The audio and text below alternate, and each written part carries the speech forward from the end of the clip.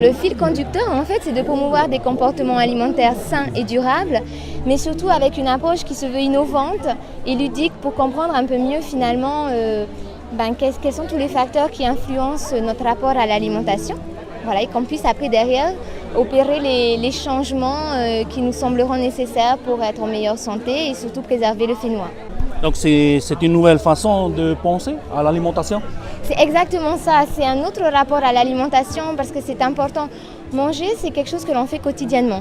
Et ce que j'aimerais, c'est que les gens retrouvent le plaisir de manger, parce que manger, c'est le partage, la convivialité, le plaisir.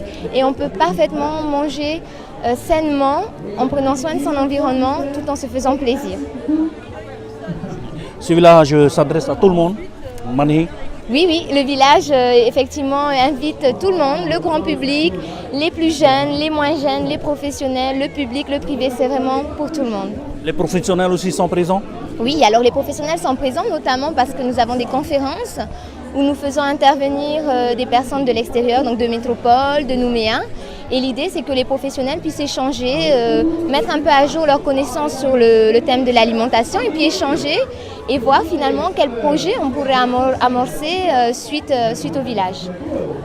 Mais écoutez, le village, il y a beaucoup d'acteurs, il y a beaucoup de choses à voir, à découvrir et j'invite vraiment tout le monde parce qu'on essaye d'avoir cette approche, comme je disais, un peu globale du sujet et on vient pour se faire plaisir et apprendre à comment manger des produits de qualité et les découvrir aussi et puis tout en préservant son fénois, voilà, c'est un ensemble. Donc vraiment venez et puis on est dans le partage, on est dans la convivialité et c'est important de se faire plaisir. Voilà. Alors Mani, quel regard portez-vous sur notre façon de se nourrir de nos jours?